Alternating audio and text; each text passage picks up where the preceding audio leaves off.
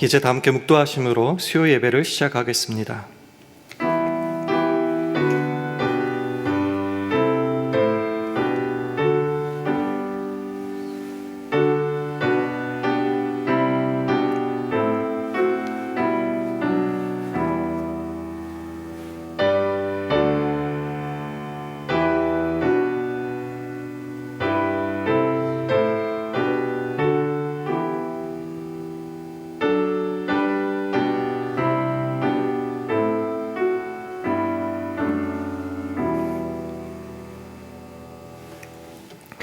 그때 마침 두어 사람이 와서 빌라도가 어떤 갈릴리 사람들의 피를 저희의 제물에 섞은 일로 예수께 고하니 대답하여 가라사대 너희는 이 갈릴리 사람들이 이같이 해 받음으로써 모든 갈릴리 사람보다 죄가 더 있는 줄 아느냐?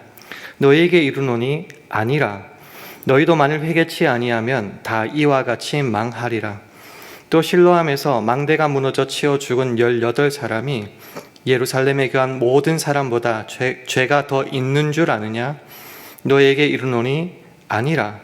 너희도 만일 회개치 아니하면 다 이와 같이 망하리라. 아멘. 하나님 아버지, 날마다 우리 삶을 주의 선하신 뜻 가운데 인도하시고 오늘도 필요한 은혜와 능력을 부어주시고자 수요 예배로 불러주심에 감사합니다. 한 해가 다가는 시기에 지난 날을 돌아보며 우리의 부족하고 잘못된 것을 깨달아 뉘우치게 하시고 더 나아가 잘못된 삶의 방향을 바꾸는 데까지 진정한 회개의 삶을 살게 하옵소서. 그리하여 우리 삶의 방향이 바뀌며 그에 합당한 삶의 열매를 맺게 하셔서 다시 오실 주님을 진정으로 대망하는 우리 모두 되게 하여 주옵소서. 예수님 이름으로 기도합니다. 아멘. 찬송가 97장 하신 후에 구현옥 권사님 기도 인도해 주시겠습니다.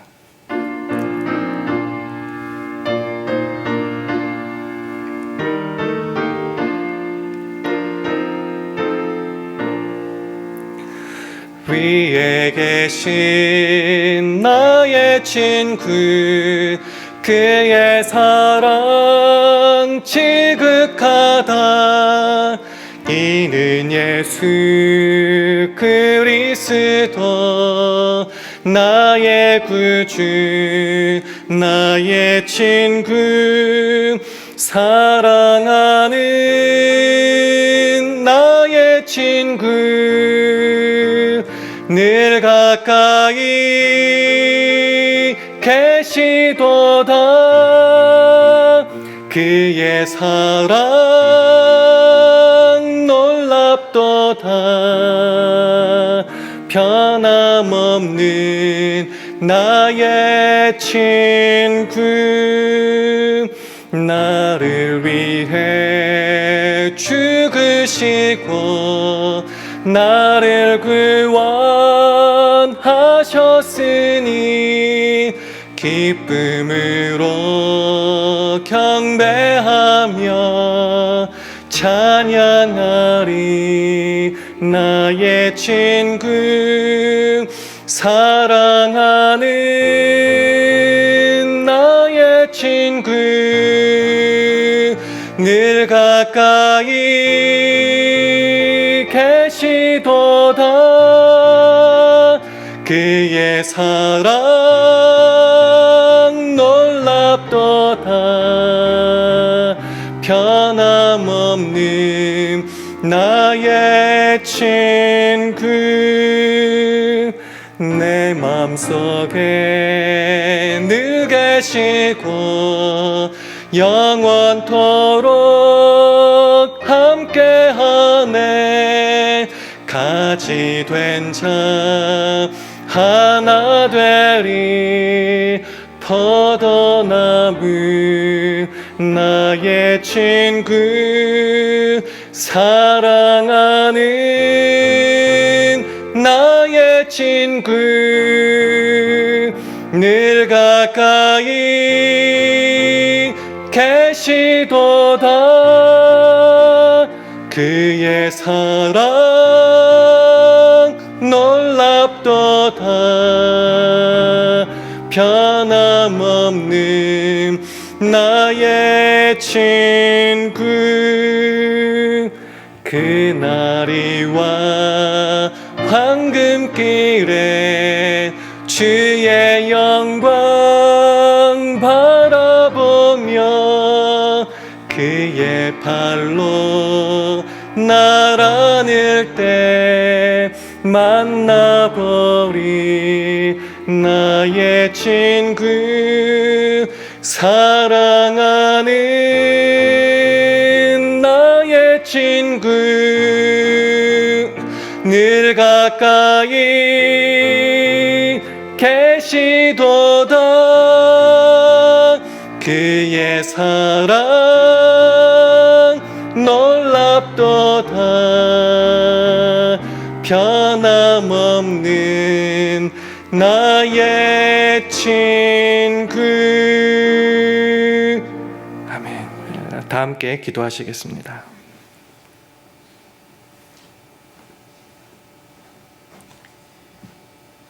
하나님 아버지, 분주한 연말이지만 수요 예배로 모여 하나님을 찬양하며 경배하게 하심에 감사를 드립니다.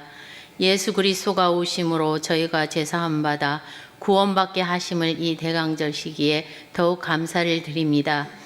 올 한 해도 시작할 때에는 온전한 고람대오의 삶을 살아 하나님 앞에 부끄럽지 않으려고 마음먹었지만 세상적인 유혹에서 자유롭지 못했음을 고백하오니 용서하여 주옵소서.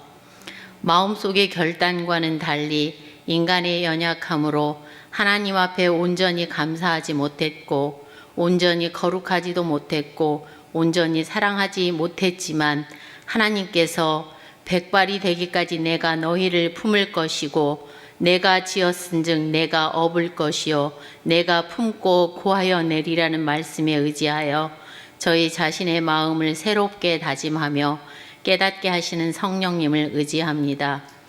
한국을 위해 기도합니다. 혼돈과 혼란 속에 있는 조국의 정국을 하나님의 긍휼하심으로 이 혼돈과 혼란이 장기화되지 않도록 인도하시고 안전과 안정과 평화를 주시옵소서. 샬롬 교회를 위해 기도합니다. 사랑과 긍휼함이 있는 교회로 이끄셔서 많은 구령의 열매를 맺게 하옵소서. 특히 교육부에 많은 학생들이 모이게 하셔서 어릴 때부터 하나님을 알아 믿음 안에서 모든 일들을 계획하고 실천하는 가운데 내게 능력 주시는 자 안에서 내가 모든 것을 할 수 있게 하시는 하나님을 체험하게 하옵소서. 저희 교회에 연로하신 분과 환우들을 위해 기도합니다. 차가워진 날씨로 거동이 불편해지면서 생각과 마음까지 굳어지게 마시고 견고한 믿음으로 생명 주심에 감사하며 평안함과 긍정적인 마음을 갖게 하셔서 치료에 도움과 효과가 있게 하옵소서. 어려운 상황 속에 있는 성도와 케냐에 계신 이인 선교사를 위해서 기도합니다. 하나님께서 우리를 긍휼히 여겨 오래 참고 후히 주심으로 사랑하여 주심같이 저희들도 행함과 진실함으로 사랑하게 하셔서 우리가 있는 곳에 사랑의 나눔이 넘치게 하시고 우리로 인하여 살맛나는 이웃이 되게 하옵소서. 저희들은 케냐의 이인 선교사의 생사를 알 수 없지만 선교사의 상황을 아시는 주님, 구출하여 주셔서 가족의 품으로 돌아오게 하시고 복음의 사역을 계속할 수 있도록 은혜와 자비를 베풀어 주시옵소서. 이 시간 신목사님께서 회개에 합당한 열매라는 제목으로 말씀을 전하실 때에 그 말씀이 저희들에게 은혜와 깨달음이 있게 하셔서 하나님과 각자의 믿음을 점검하여 회개할 것은 회개하고 새롭게 결단할 것은 결단하여 열매 맺게 하옵소서. 이 시간 드려지는 예배가 저희들을 구원하기 위해 오신 예수님께 감사함과 다시 오실 예수님을 소망하며 드려지는 예배되게 하여 주시기를 바라오며 예수님의 이름으로 기도하옵나이다. 아멘.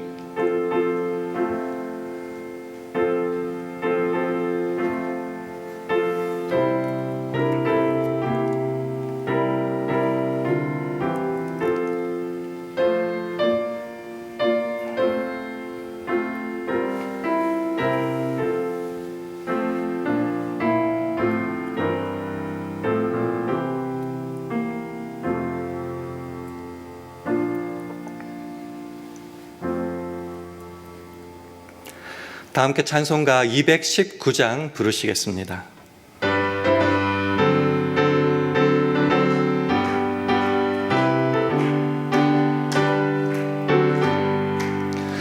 주의 음성을 내가 들으니 사랑하는 말일세.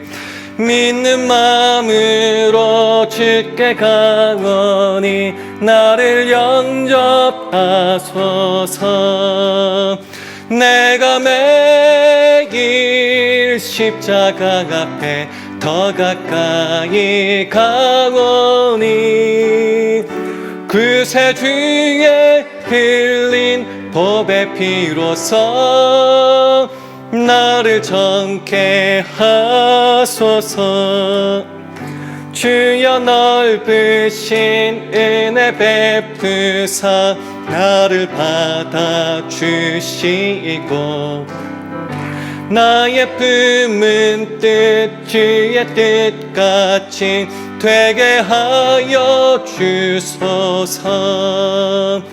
내가 매일 십자가 앞에 더 가까이 가오니 그새 주의 흘린 보배 피로써 나를 정케 하소서. 주의 보좌로 나아갈 때에 어찌하니 기쁠까. 주의 얼굴을 항상 배우니 더욱 친근합니다. 내가 매일 십자가 앞에 더 가까이 가오니 그새 주의 흘린 보배 피로써 나를 정케 하소서.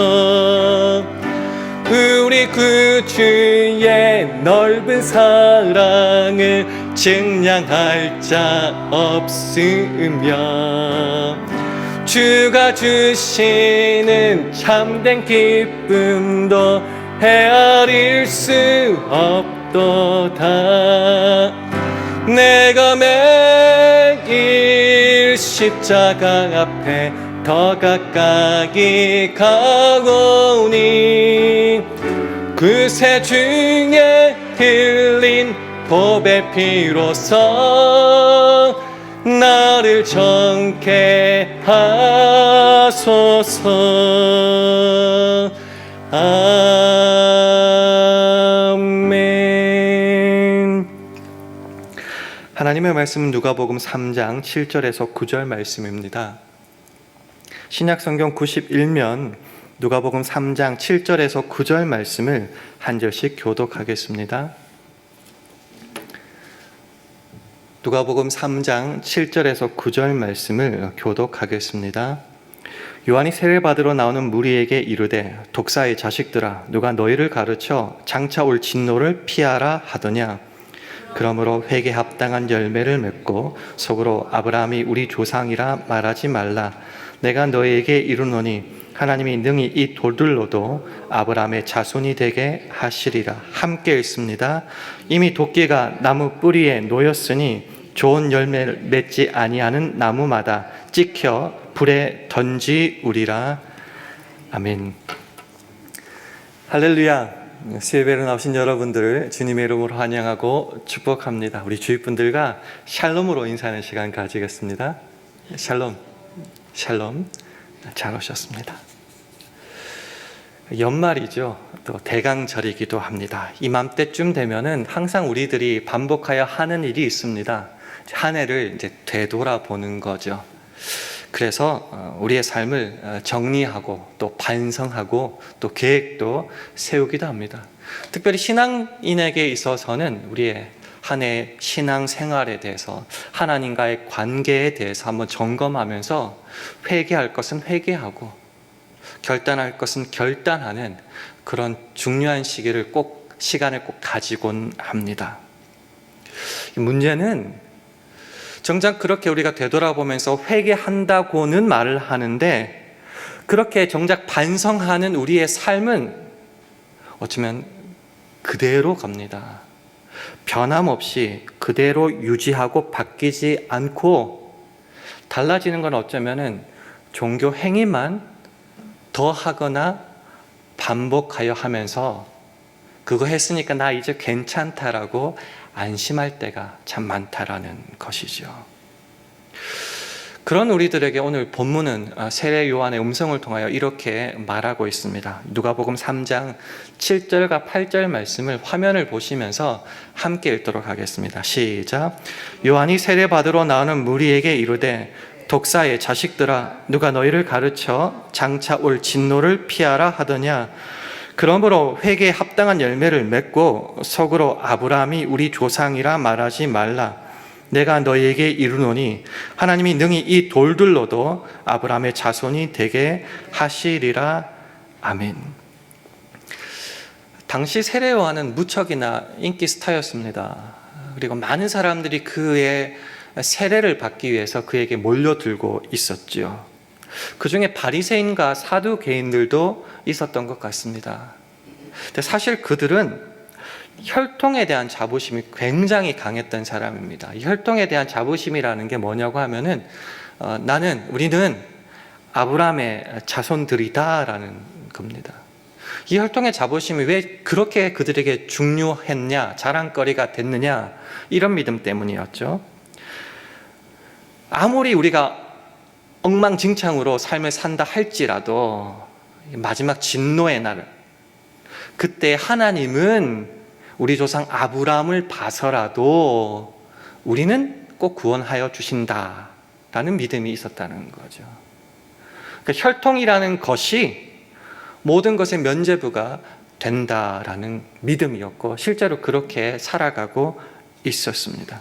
그럼 심판은 누구에게 하는 거죠? 선택된 우리 말고 저 이방인들에게만 있는 것이 하나님의 심판이다라고 믿었습니다.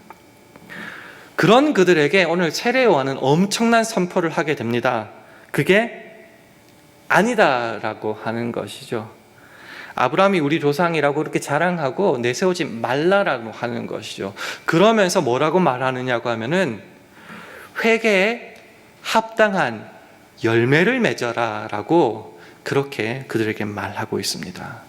그저 열매 좀 맺어라라고 하는 것을 넘어서서 강력한 심판도 그들에게 외치고 있습니다. 그 다음 누가복음 3장 9절 말씀도 화면을 보시면서 함께 읽겠습니다. 시작.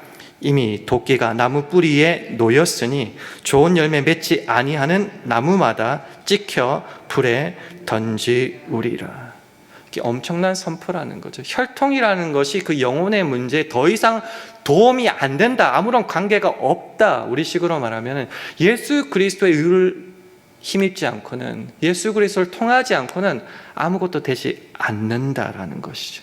혈통만 자랑하고 나 예수 믿었다, 오케이 끝, 구원 얻었어 라고 막 살아갈 때 그때 임박한 심판이 그들에게 임한다라는 것이죠.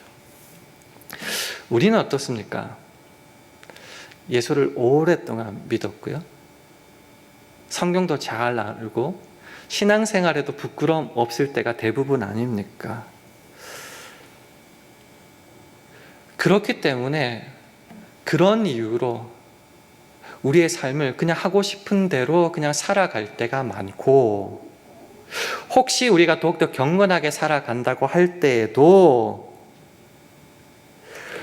회개, 변화라고 하는 것이 조금 전에도 말씀드렸지만은 우리의 죄악된 그 생활, 나쁜 습관들을 끊는 데까지는 나아가지 않을 때가 많습니다. 그 말은 무슨 말이냐 그러면 회개는 하는데 우리의 삶은 그대로 유지할 때가 대부분이라는 거죠. 왜 그렇게 못 끊죠? 그 삶이 주는 유익이 너무 달콤하기 때문입니다. 그러면 회개를 했다고 말하는데 그런 우리들의 삶의 변화는 어디에서 생기는 거죠? 우리가 하는 종교 생활을 더욱더 극렬하게, 더 반복적으로, 더 많이 하는 것으로만 우리의 회개를 국한시킬 때가 의외로 많다라는 것이죠. 그렇게 되면요, 이상한 공식이 성립되는데 참된 회개는 더 많은 종교 행위로 이어질 때가 많다라는 것이죠.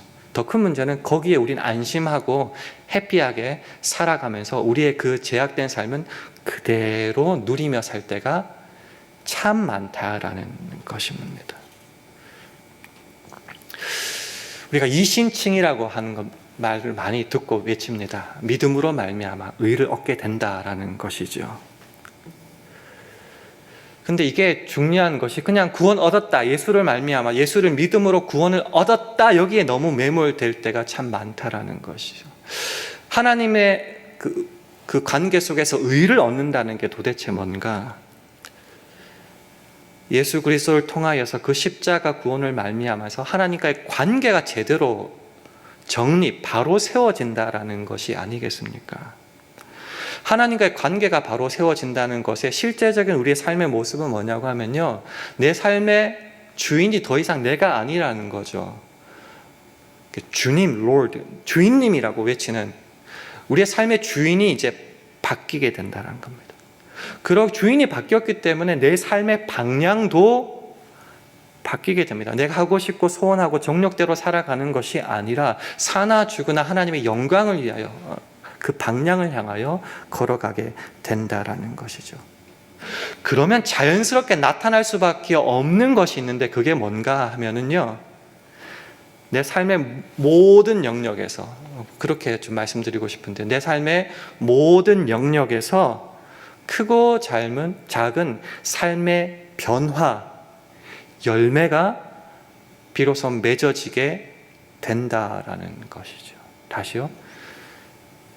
믿고 하나님과의 관계가 바로 되면 내 주인이 누군지 알게 되죠. 내가 어떻게 살아가야 될지에 대한 방향이 정해지면은 내 삶에는, 모든 삶의 영역에서는 크고 작든지 간에 그 열매, 변화가 맺혀지게 된다라는 것입니다.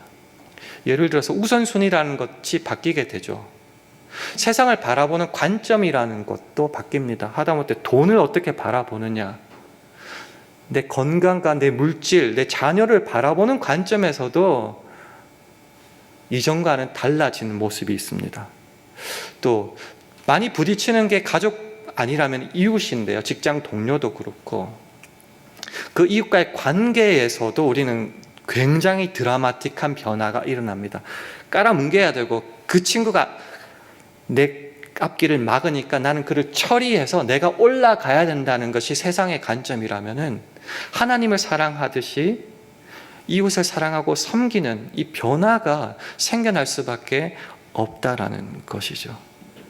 드리고 싶은 말씀은 뭐냐고 하면요, 예수를 주로 고백하고 대강절에 다시 오실 구주님을 사모하고 대망할 때에 우리는 예수 믿고 구원 얻었으니 막 살아도 된다라는 이 말을 도저히 할 수가 없다라는 거죠. 예수를 믿었기 때문에 오히려 더 믿고 아는 데에 하나가 되어서 그리스도의 장성한 분량에 이르기까지 무진장 달려갈 수밖에 없고, 그 과정 속에서 회개가 일어나고, 회개가 일어날 때 우리의 삶의 변화와 열매는 맺혀질 수밖에 없다라는 것입니다. 그런데 이 진정으로의 회개를 무시하거나 회피하고 그저 나 예수 믿었다, 아니면 나 아브라함의 자손이라는 혈통이라는 핑계로 우리가 마지노선 할 수 있고 자랑스럽게 보일 수 있는 그 종교 행위만 끝날 때, 그러니까 계명이었죠, 율법이었죠, 여기로서 끝내버리고 삶은 여전히 변화가 없이 살아갈 때에 세례요한은 그들 향해서 뭐라고 했냐면요, 이 독사의 자식들아라고 말합니다. 구약에서부터 독사라는 것은 하나님의 뜻을 반대하고 해방하는 것의 대표 아닙니까? 그 아브라함의 자손이 아니라 그 독사의 자손이라는 것이죠. 메시지 성경이라는 게 있습니다. 유진 피터슨이 번역한 건데요, 굉장히 심하게 의역이 되어 있습니다만은 오늘 이 본문에 대해서는 굉장히 재미있게 또 놀랍게 번역을 해서요, 그냥 참고로 한번 읽어 드릴 테니까 한번 들어보세요. 뱀의 자식들아, 이 강가에 슬그머니 내려와서 무엇을 하는 것이냐? 너희의 뱀가죽에 물을 좀 묻힌다고 하나님의 심판을 비껴갈 것 같으냐? 바꿔야 할 것은 너희 겉가죽이 아니라 너희 삶이다. 아브라함을 조상으로 내세우면 다 통할 것이라고 생각하지 마라.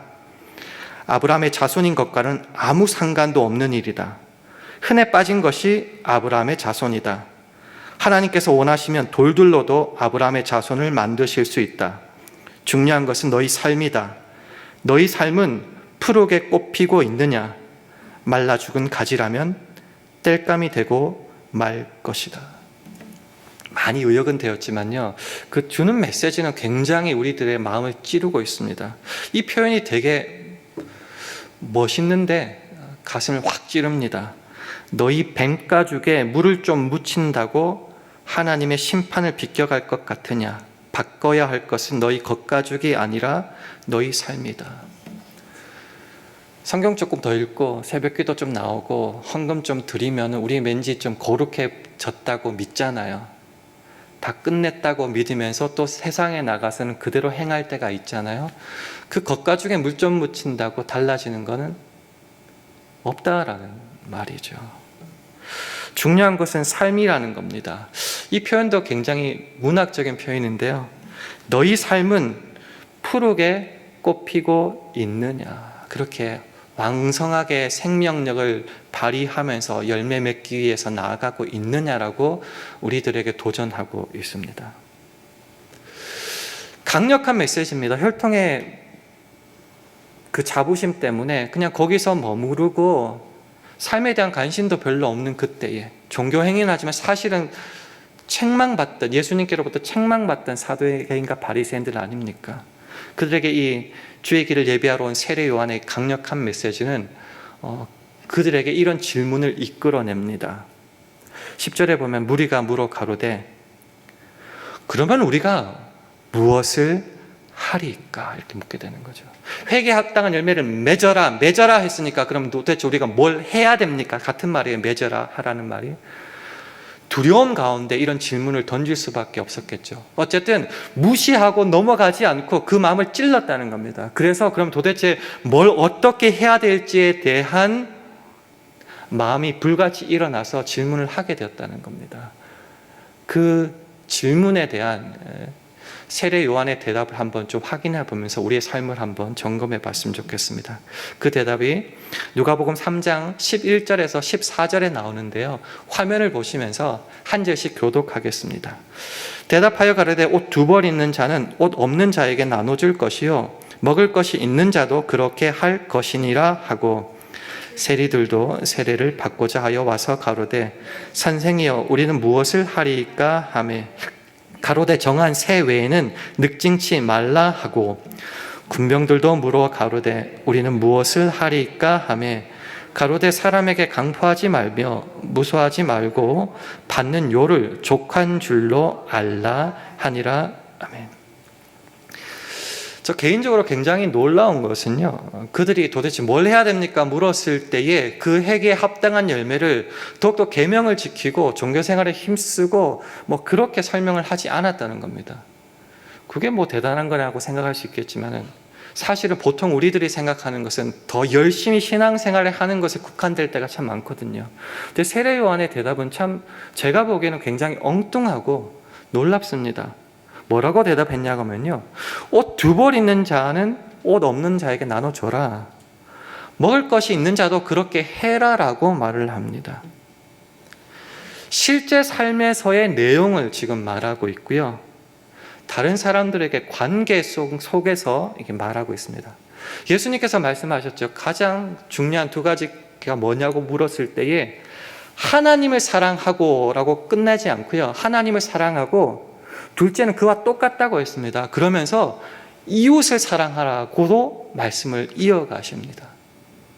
마찬가지 우리가 정말 주 앞에서 예수를 믿고 하나님을 믿고 거기에 정말 열심히 살아간다고 했을 때에 확인해야 될 것은 그 하나님의 사랑을 실제 삶에서 이웃 사랑을 어떻게 연관시키느냐가 아닐까 생각을 해봅니다. 그래서 일반적인 기준은 첫 번째 말하는 것이 다른 이들의 필요를 나눠주고 채워주고 그들과의 관계 속에서 하나님의 사랑을 드러내라라고 하는 것이죠. 그래서 여기에 찔리는 두 부류의 사람이 나오는 것 같아요. 어떻게 보면 나는 거기서 너무 동떨어져서 걱정하는, 쉽게 말하면 사람들이 얘는 아니야 라고 했던 두 가지 부류의 직업군이 다시 질문을 던집니다.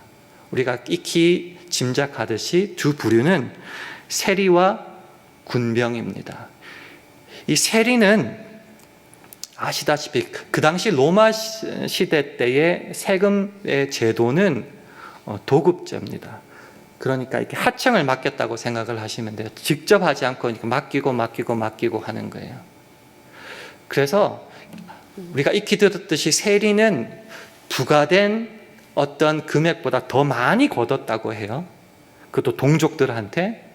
그래서 떼먹고 그만큼은 주는 거예요. 그러니까 얼마나 동족들에게 욕을 먹었겠습니까? 두 번째 부류는 여기 군병인데 우리가 생각하는 로마 군병은 아닌 것 같아요. 이게 무슨 말이냐면 유대인들의 군병 역할을 하는 사람들. 쉽게 생각하면 일제시대 때 일제 앞잡이했던 경찰이라고 생각하면, 같은 동족 유대인들이라고 생각하면 돼요. 이들도 정말 손가락질 받으면서 못된 놈 소리 들었겠죠? 자, 그들이 그러면 나는 그러면 어떻게 해야 돼요? 라고 묻는 장면이 나옵니다. 그 세리에 대해서는 뭐라고 대답을 할까? 저는 단순하게 이렇게 짐작을 했어요. 정말 나쁜 놈들이잖아요. 일 그만둬. 결단해. 그만둬. 그렇게 할 것 같은데 그만두라는 말은 없는 것 같아요. 그럼 도대체 그들에게 뭐라고 설명하는지 한번 볼게요. 세리에게는요, 로마로부터 부과된 이상으로 세금을 걷지 말라, 그렇게 말하는 겁니다. 이게 무슨 일인가? 이게 특별한 건가? 예, 특별한 거죠. 더 많은 것을 거뒀고 거기에 취해서 부유롭게 살았잖아요. 정말 하나님께 나아가고 진정한 회개가 있다면 하나님 보시기에 부끄럽지 않은 거룩한 삶을 살아내라라는 것이죠. 거기에 어디서요? 내게 맡겨진 그 직업에서, 그 자리에서, 그 위치에서, 포지션에서. 군병들, 유대인 군병이죠. 친일파 같이. 그럼 그들에게는 뭘 하라고 했냐 그러면요, 되게 당연한 거예요. 협박하여 억지로 뺏지 말라라는 거죠. 거짓 고소해서도 뺏지 말라라는 거죠. 속여서 뺏지 말라는 거죠. 이거 당연한 것 아닙니까? 그 말은 무슨 말이죠? 실제로 그렇게 지독하게 해서 뺏어 가졌다는 거죠. 그러면 그거 하지 않으면 어떻게 해야 되는가? 네게 주어진 봉급으로 만족해라 라는 말입니다.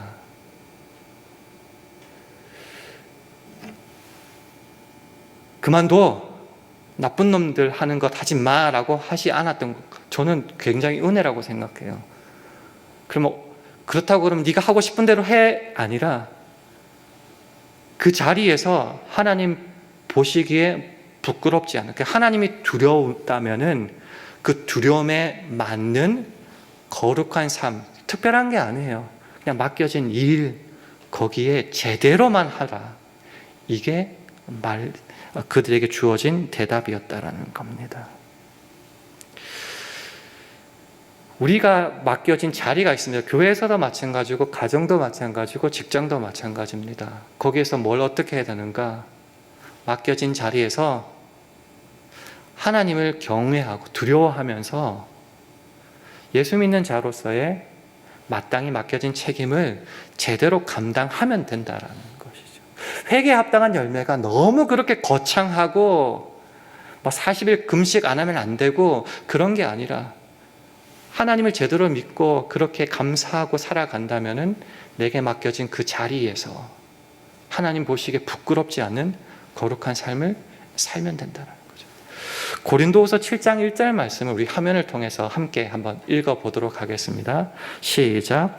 그런즉 사랑하는 자들아, 이 약속을 가진 우리가 하나님을 두려워하는 가운데서 거룩함을 온전히 이루어 육과 영의 온갖 더러운 것에서 자신을 깨끗게 하자. 되게 당연한 말인데 삶을 살아가면 갈수록 너무 어렵게 다가오는 말입니다. 회개에 합당한 열매, 대강절 그냥 막 살아가다가 오셨으면 예수님 오셨어요, 안녕하세요 이렇게 할 수는 없는 거잖아요. 우리의 삶의 자리에서 한번 되돌아볼 건 되돌아보고 끊을 건 끊고 회개의 모습으로 나가면서 주님 보시기에 부끄럽지 않은 삶을 살아내야 될 텐데, 어디서 그것을 하라? 내 삶에 주어진 그 자리, 하나님이 우리를 심은 그 자리에서, 직장이든 가정이든 교회든 거기에서 도망가지 말고 그 맡겨진 일에 충실하되, 사실은 거기서 내 사욕을, 정욕을 누릴 때가 너무 많잖아요. 인조이 하잖아요. 그러지 말고 하나님을 두려워하는 가운데서 거룩한 행실로 살아내라라는 것이죠. 여러분에게 맡겨진 그 자리는 어디고 여러분이 맺어야 될 열매는 무엇입니까? 사실 아시지 않습니까? 그 자리에서 그렇게 살아내라라는 것이죠. 회개는 자주 말씀드리지만은 그냥 지난 일들 되돌아보면서 반성하고 눈물 흘리고 결단하는 게 아니고요. 그 자복을 넘어서서 삶의 실제적인 변화, 태도, 방향성 이런 것들을 다 포함하는 것 아닙니까? 죄악의 삶의 방식은 그대로 두고 즐기면서 단지 종교 행위만 더 열심히 한다고 되는 것이 아니다라는 것이죠. 그게 혈통에 붙잡혀서 그냥 살아가는 사두개인가 바리새인가 뭐가 다르냐라는 것이죠. 내 삶의 자리에서 그 방향, 삶의 방식, 삶의 태도를 하나님께로 돌이켜서, 그러니까 하나님과의 바른 관계가 맺어질 때에 당연히 하나님을 향한 사랑, 그 명령 지키는 것, 신앙생활 하는 것은 분명히 해야죠. 그건 당연한 거고요. 그 하나님 사랑이 있다면은 이웃과의 관계에서도 그 하나님을 대하듯이 회개에 합당한 열매가 맺어져야 된다라는 것이죠.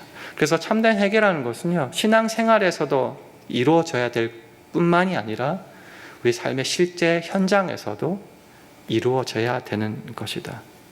주님께서 도와주시면은 가능하고 가능하기에 우리들에게 요청하시고 그 정도를 넘어서서 세상의 빛과 소금으로까지 나갈 수 있음을 우리들에게 보여주시고 명령하시니 이제 순종하고 나가면 된다라는 것이죠. 말씀을 맺고자 합니다. 대강절이라서 다시 한번 좀 말씀을 드립니다. 주님 앞에, 오신 주님 앞에 무엇을 드리고자 하십니까? 우리의 삶의 모습으로 한번 주님 앞에 드리는 건 어떻겠습니까? 진짜 회개하며 하나님 보시기에 부끄럽지 않은 삶을 살고자 몸부림친다면은 삶의 변화가 있어야겠죠. 그 열매로 그들을 알지라 하셨는데 정말 우리의 열매는 무엇이며 그 열매로 보여지는 우리는 어떠한 모습입니까?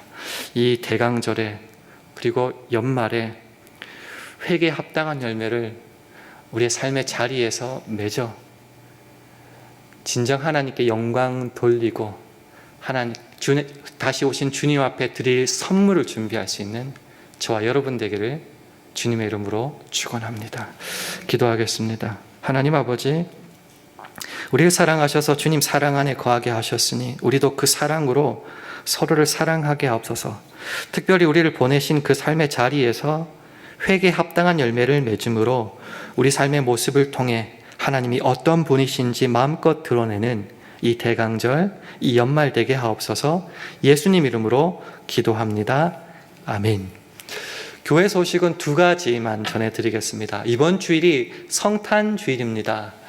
그래서 1, 2, 3부 예배 시에는 성찬식이 있겠습니다. 기도로 준비해 주시고요. 또 성탄 헌금을 준비해서 드리시기를 바랍니다. 내일 오전 11시에는 임마누엘 선교의 원래가 있는데 특별히 내일은 본당에서 뿐만이 아니라 정심은 차이나 뷔페에서 가도록 한다고 합니다. 참석이 가능하신 모든 분들은 참석해 주시고요. 문의는 서정만 집사님께 하시면 됩니다. 이제 다 같이 자리에서 일어나셔서 찬송가 105장 하신 후에 주기도문으로 예배를 마치겠습니다.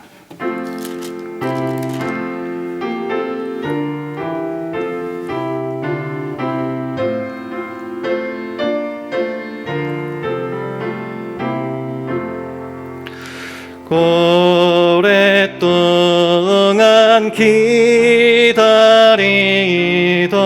주님 강림 하셔서 죄에 매인 백성들을 자유하게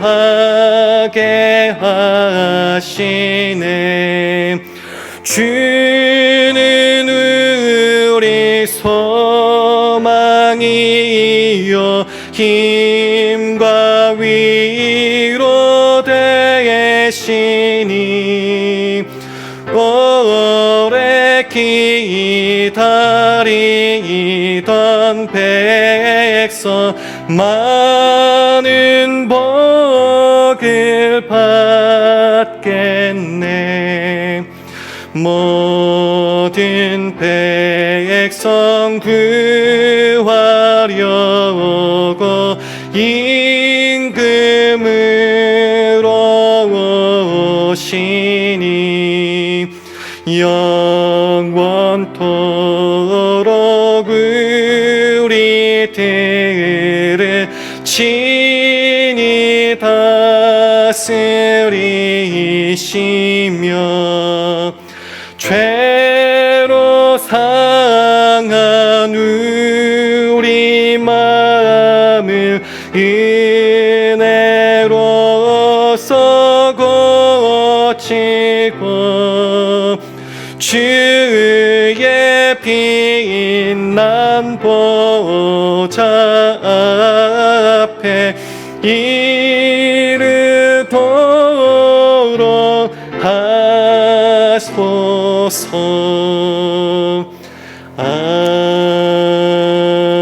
아멘. 하늘에 계신 우리 아버지여, 이름이 거룩히 여김을 받으시오며 나라의 임하옵시며 뜻이 하늘에서 이룬 것 같이 땅에서도 이루어지이다. 오늘날 우리에게 일용할 양식을 주옵시고 우리가 우리에게 죄 지은 자를 사하여 준 것 같이 우리 죄를 사하여 주옵시고 우리를 시험에 들게 하지 마옵시고 다만 악에서 구하옵소서. 대개 나라와 권세와 영광이 아버지께 영원히 있사옵나이다. 아멘.